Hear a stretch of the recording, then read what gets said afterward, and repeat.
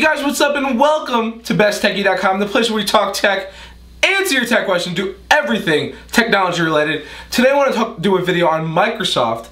Yes, that's right, Microsoft. Why Microsoft? Well, because Microsoft has had one hell of a month this month, and not in a good way. I'm going to cover a number of different stories, all of which you can find links below. Let's get started.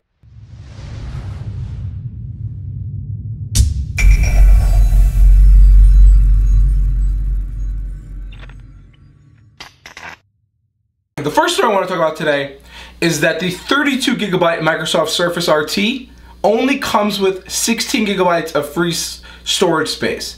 Why is 50% of the storage gone in the Surface RT? Well, it's taken up by system files. And just to give you some perspective on this, the iPad 16 gigabyte model comes with roughly 14 gigabytes of free space. The 32 gigabyte iPad comes with roughly 28 gigabytes of free space.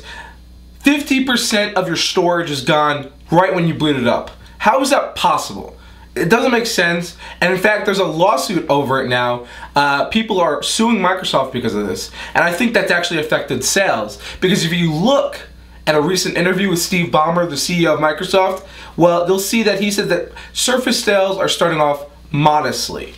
That means that they're not selling very well. That means that no one's buying them, and frankly, it's just not good, especially for a company that really needs to get into a tablet industry and really make an impact there. Now, just to give you some more perspective in terms of the tablet sales, modestly, Surface sales compared to 3 million iPads sold by Apple in opening launch weekend. That's 3 days, 3 million sales. Modest sales, 3 million sales. You get the picture. The next thing I want to talk about is another story, which is pretty crazy. This one, sit down for this one because you're gonna need to. This one is actually one of my favorite stories so far this month by Microsoft. Back in April 2011, Microsoft came out with a patent. They came up with this idea: let's turn the Kinect, their gaming system that's paired with the Xbox 360 that allows you to be the human controller. Let's turn the Kinect into a copyright infringement police officer. Now, what am I saying? What do I mean? Well, the thing is, with this new patent, Microsoft would be able to use the Kinect to spy on the room to make sure you're abiding by the license agreement of the TV show you rent, of the movie you rent, using your Xbox. Now, let me just explain how this works for you guys. So the way it would work is, let's say you rent a movie from using the Xbox, right? You're watching this movie. The license for the movie says you can have 3 people simultaneously watching this movie in a room. A fourth person decides to walk into the room and watch the movie with you. Here's what the Kinect patent would do. It would say, alright, you have 4 people in the room now, that's not in the license agreement. Would you like to, 1, stop playing the movie? Or 2, would you like to pay more money for people so you can have this 4th person watch the movie with you? Now, I thought DRM was going away, but this is a smack in the face. This is terrible. And I think I hope this is never implemented. I hope this was just some idea, some kooky idea that they came up with, and it's not implemented. But we'll see. I really hope it's not, because it gets worse. I mean, with this patent, they came up with ways to limit viewership of content by age and identity. So it's really bad. But if that wasn't bad enough, I mean, it's almost comical at this point. Steven Sinofsky, who was the president of the Windows division at Microsoft, was fired. Or if you believe what he said, it was a mutual agreement that was come to him by the company and himself. I don't really buy that. I think he was fired by Ballmer.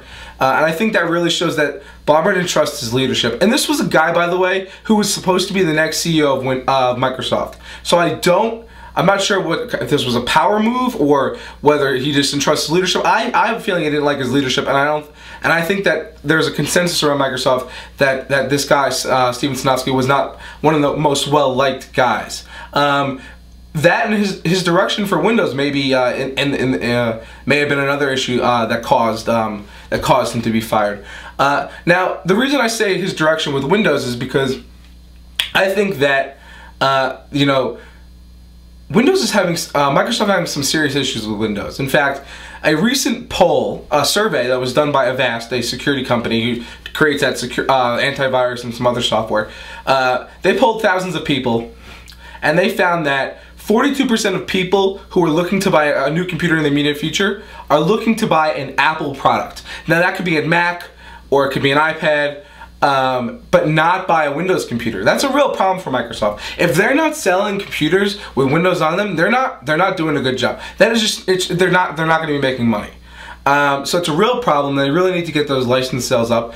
And on top of that, it gets even worse. So they spent $1.5 billion on a marketing campaign, which appears to be working. In that same survey, 60% of people in the entire survey were aware of Windows 8, were aware that it was coming out, and that's a good sign. Problem is, only 9% of people said they were going to switch or buy a new computer in the immediate future, with Windows 8 on it. And 70% of the entire survey said that they just were going to stick with what they had. That's a real problem for Microsoft.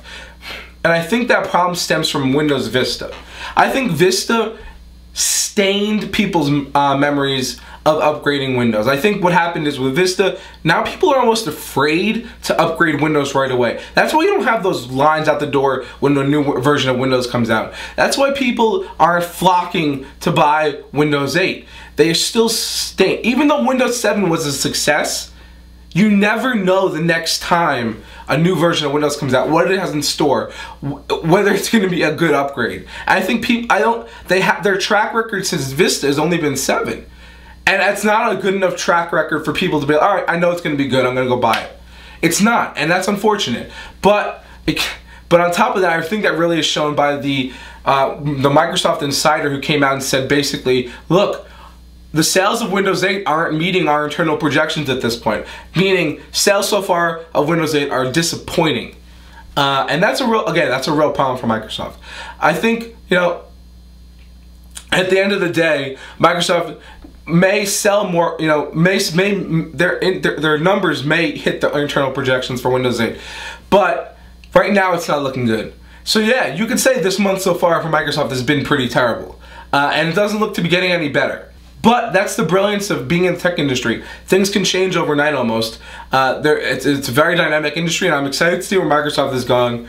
But if you want to check out these articles, you can find the links below. Thanks for watching. This has been BestTechie.com. Until next time, we'll see ya. And remember, take care of your computers.